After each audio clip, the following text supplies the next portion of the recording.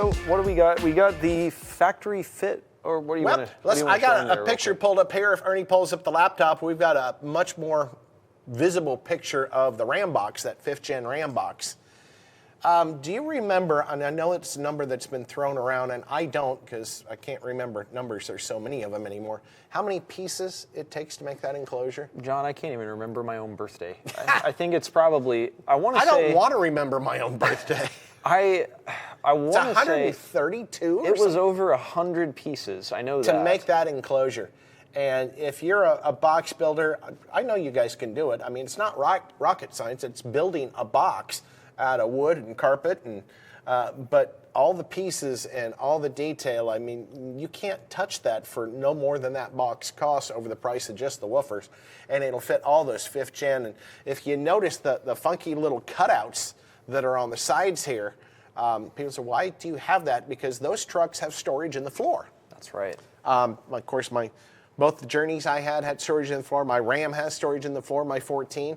So you can still access all the storage. So we didn't get greedy, taking up, all the space. They got the right airspace they need, but you still have full accessibility to the truck. And we'll show you once again the other side, which is going to be the bottom of the box. I mean, the entire enclosure is very nicely finished with those nice metal badges on both sides. It looks like it belongs in the car. Which it kind of does. Yes, it does. So that being said, I got the laptop pulled up here. We'll just jump to the Tacoma box. Yeah. Same thing. I watched, Aaron and back prototyping this, and we were back there trying to figure out what we could and couldn't do and what models it was going to fit. You do have to take the plastic panel off the back wall. So that just basically unsnaps, I think. I don't think there were any screws that even held that thing in.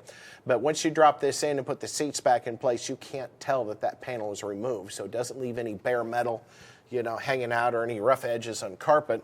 And the back side of this thing, if you notice, there's been a lot of engineering that went into this.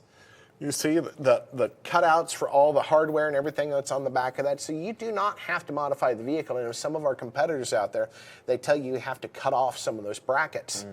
And I don't know about you, but if you've ever had to cut through, a piece of 1/4-inch steel that's a seatbelt tie down for something with a hacksaw, that's not a lot of fun. No, that kind of sucks. And you don't want to burn the thing down with a torch either, a plasma or a grinder. No.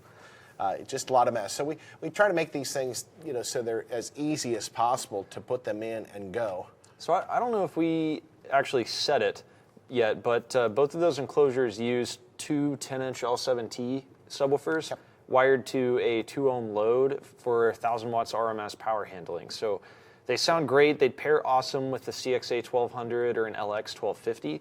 And you guys will have plenty of bass in your vehicle after that. And those are really cheap versions of the woofers we sell every day, right?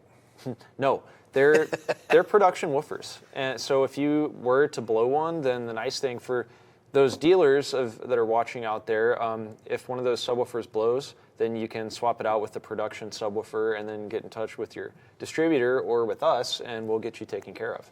Yeah, and don't ship those enclosures back.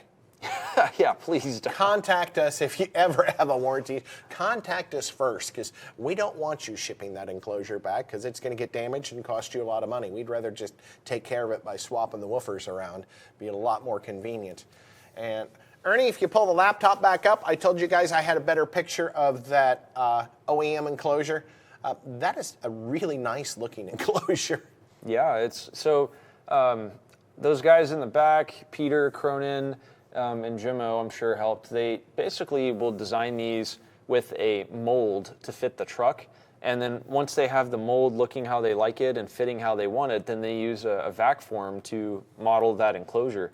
And it's gone through a couple different variations, but that's what our guys settled on, and I think it looks pretty good. It looks like it belongs in the bed of that truck. Again, it uses a 8-inch driver and an 8-inch passive radiator, and that thing operates off of just 100 watts RMS. It's pretty impressive. It adds an impressive amount of bass to that tailgate audio system. And once they get the prototype, finalized with the vacuum form version, we actually then have the tool made for injection molding, which is what gives that little enclosure its absolutely gorgeous, fine-tooled appearance. So just thought I'd better show that to you guys. This will not be available through your local KICKER authorized retailers unfortunately, I know guys are probably throwing stuff at their screens right now. You will be able to get it through the GM parts department.